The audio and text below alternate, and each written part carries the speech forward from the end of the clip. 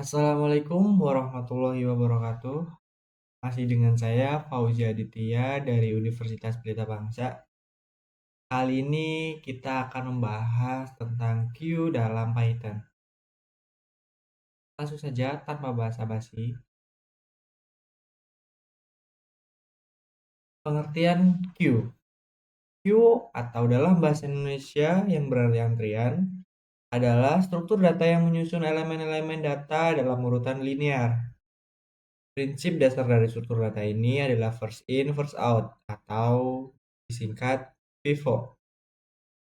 Berarti, elemen data yang pertama dimasukkan ke dalam antrian akan menjadi elemen yang pertama kali dikeluarkan.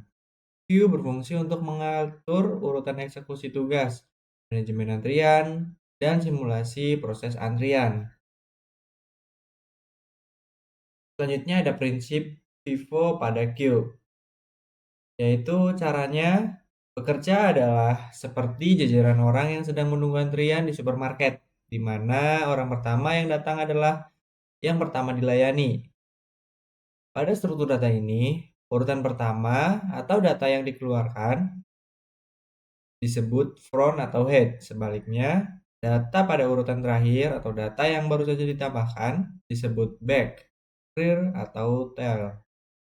Proses untuk menambahkan data pada antrian disebut dengan NQ, sedangkan proses untuk menghapus data dari antrian disebut DQ. Dalam queue ada beberapa jenis.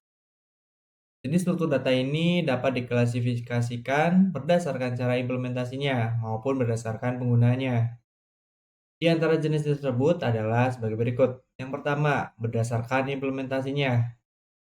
Linear atau simple queue. Yang pertama, elemen-elemen data disusun dalam barisan linear dan penambahan serta penghapusan elemen hanya terjadi pada maksud saya pada dua ujung barisan tersebut. Selanjutnya ada circular queue. Mirip dengan jenis linear, tapi ujung-ujung barisan terhubung satu sama lain, menciptakan struktur antrian yang berputar. Berdasarkan penggunaan, yang kedua, ada priority queue. Setiap elemen memiliki prioritas tertentu. Elemen dengan prioritas tertinggi akan diambil terlebih dahulu. Lalu kedua ada double end queue atau DQ. Elemen dapat ditambahkan atau dihapus dari kedua ujung antrian. Selanjutnya ada keuntungan dan kekurangan pada queue.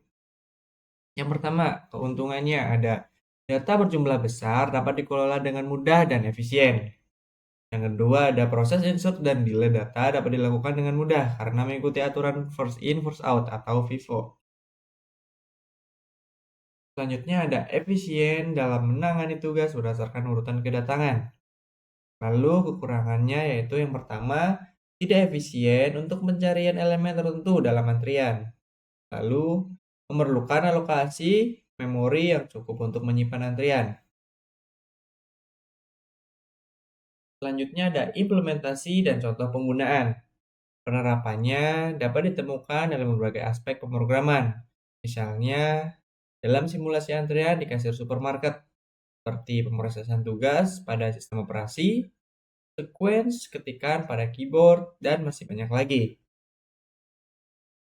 Selanjutnya kita akan coba masuk ke dalam programnya, seperti apa Q dalam Python.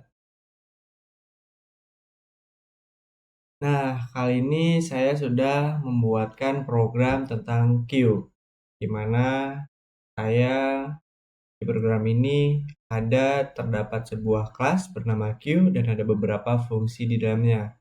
Yang pertama ada fungsi init dan yang selanjutnya ada fungsi isEmpty ataupun untuk Q-nya kosong ataupun tidak ada. Selanjutnya ada untuk enqueue, yaitu untuk menambah item ataupun menambah elemen, dan ada fungsi dequeue untuk menghapus elemen, ada size. Selanjutnya kita akan buat variabel nama antrian dan memanggil kelasnya. Di sini akan ada penambahan pelanggan 1, pelanggan 2, pelanggan 3. Lalu di sini akan menampilkan queue yang tersimpan ataupun antrian yang ada. Ada mengambil elemen dari antrian, yaitu kita akan memanggil satu persatu pelanggannya sampai habis putaran sejaran. Nah, jumlah antrian saat ini kita di sini telah menambahkan ataupun sudah ada pelanggan 1, pelanggan 2, dan pelanggan 3. Dan sekarang jumlah antriannya ada 3. Lalu kita akan memanggil pelanggan 1 ke kasir, maka antriannya tinggal 2. Lalu selanjutnya ada pelanggan kedua dipanggil ke kasir, jumlah antrian setelah panggilan kedua bisa 1. Lalu pemanggilan ke kasir, pelanggan 3 dipanggil ke kasir. Jadi jumlah antrian setelah panggilan terakhir yaitu adalah 0. Terima kasih yang sudah menonton. Sekian, sampai bertemu di video selanjutnya. Bye-bye.